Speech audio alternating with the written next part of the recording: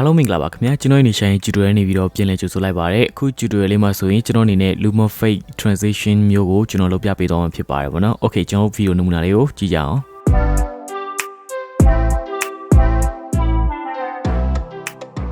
ခုဒီ video လေးမှာဆိုရင်ကျွန်တော်တွေ့သွားတာတော့ Luma Fade Transition ပဲဖြစ်ပါတယ်ဘယ်လိုမျိုးလုပ်လဲဆိုတာကိုဆက်သွားရအောင်ဗောနော်ပထမဆုံးအနေနဲ့ကျွန်တော်တို့ footage နှစ်ခုလုပ်မှာဗောနော် transition လုပ်မယ်ဆိုတော့အဲ့ဒါဆိုရင်ဒီ footage နှစ်ခုကိုပထမဆုံးအနေနဲ့ဘယ်လိုလုပ်မယ်ဆိုရင်တော့ဗောနော်ကျွန်တော်ဒီ mouse ကောင်က footage ကိုကျွန်တော်ဒီအပေါ်မှာလာတင်လိုက်ရမှာเนาะကျွန်တော်တို့ဒီ transition လုပ်မှဒီအချားမှာဖြစ်တဲ့အတွက်ပေါ့เนาะအဲ့ဆိုကျွန်တော်ဒါပြီးရင်ဒီဒါလာတယ် Okay အဲ့ဒါပြီးရင်ကျွန်တော်ကဘာဆက်လုပ်ရမလဲဆိုရင်တော့ဗောနော်ကျွန်တော် effect တွေကိုသွားမယ် effect တွေမှာသွားပြီးတော့ gradient wave ဆိုတဲ့ effect ကိုကျွန်တော်တို့ရှာလိုက်မယ် gradient wave ဆိုတဲ့ effect ကိုဒီအပေါ်က line မှာဆွဲတင်လိုက်ဗောနော်ဆွဲတင်လိုက်ပြီးတော့ ਨੇ effect control တွေကိုသွားမယ်ပြီးတဲ့ခါမှာကျွန်တော်တို့ကဘာလုပ်မယ်ဆိုရင်တော့ကျွန်တော်ဒီ gradient wave မှာကျွန်တော်ကဒီမှာ transition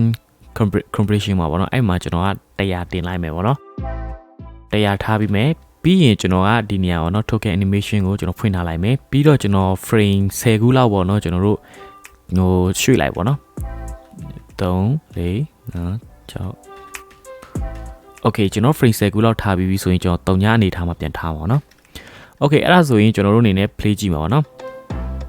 Okay ဒါဆိုရင်အရမ်းမြန်တယ်ဆိုကျွန်တော်တို့ဒီ frame လေးကိုထပ်ရွှေ့လို့ရတယ်ပေါ့နော် key frame ကို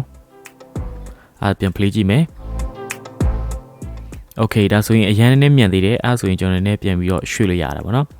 အဲ့ဆိုရင်ကျွန်တော်တို့ဒီအောက်ကပေါ့တော့ transition softness ပေါ့နော်ပို့ပြီးတော့ဂျားထဲမှာအကူပြောင်းနေရမှာပို့ပြီးတော့ smooth ဖြစ်အောင်ကျွန်တော်တို့ထည့်လို့ရတယ်ပေါ့နော်အဲ့ဆိုရင်ကျွန်တော်တို့လိုချင်ထည့်လို့ရပါတယ်ပို့ပြီးတော့ဂျားထဲမှာ softness ဖြစ်သွားတယ်နောက်ပြီးတော့ကျွန်တော်ဘာလုပ်ရမလဲဆိုတော့ invert gradient ကိုကျွန်တော် select ပေးထားမှာဖြစ်ပါတယ်အဲ့ဒါမှပို့ပြီးတော့ကြည့်လို့ကောင်းတယ်ပေါ့နော် Okay ကျွန်တော်3ညထားမယ်ဆိုရင်လေကြည့်ရတာပေါ့နော်အဆင်ပြေတယ်ပေါ့နော်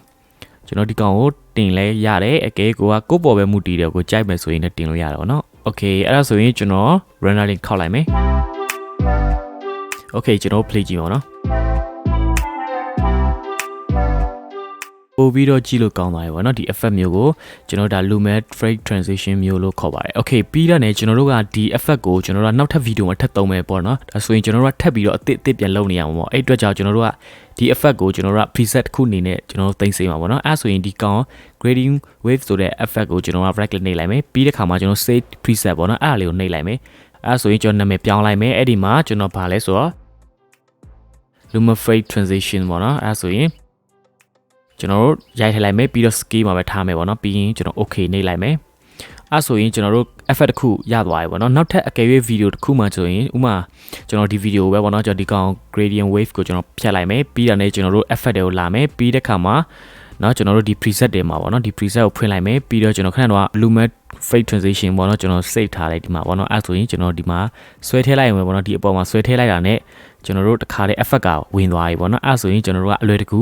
ဟိုအချိန်မီအသုံးပြုနိုင်တယ်ပေါ့နော်အသေးကနေစပြီးတော့ပြန်လုပ်စရာမလိုတော့ဘူးပေါ့နော်ကျွန်တော် ready ဖြစ်သွားတယ်ပေါ့နော်အဲ့ဆိုရင်ကျွန်တော်တခုကျွန်တော်တို့ transition တွေပဲဖြစ်ခြားသော effect တွေပဲဖြစ်ကျွန်တော် preset တွေကိုတင်ထားလို့ရတယ်ပေါ့နော်ကျွန်တော်ရဲ့ tutorial ကတော့ဒီလောက်ပါပဲပေါ့နော်အားလုံးပဲကြိုက်နေတက်လိုက်မယ်လို့မျှော်လင့်ပါတယ်ပေါ့နော်နောက်ထပ် video တွေကိုစောင့်မျှော်ရင်းနေပေါ့နော်ကျွန်တော်ရဲ့ channel လေးကို subscribe လုပ်ထားပြီးတော့ခေါင်းလောင်းလေးကိုနှိပ်ထားခြင်းအဖြစ်ပေါ့နော်ကျွန်တော်ရဲ့ video တွေကိုအချိန်နဲ့တပြေးညီလေ့လာနိုင်မှာဖြစ်ပါတယ်အားလုံးပဲကျေးဇူးတင်ပါတယ်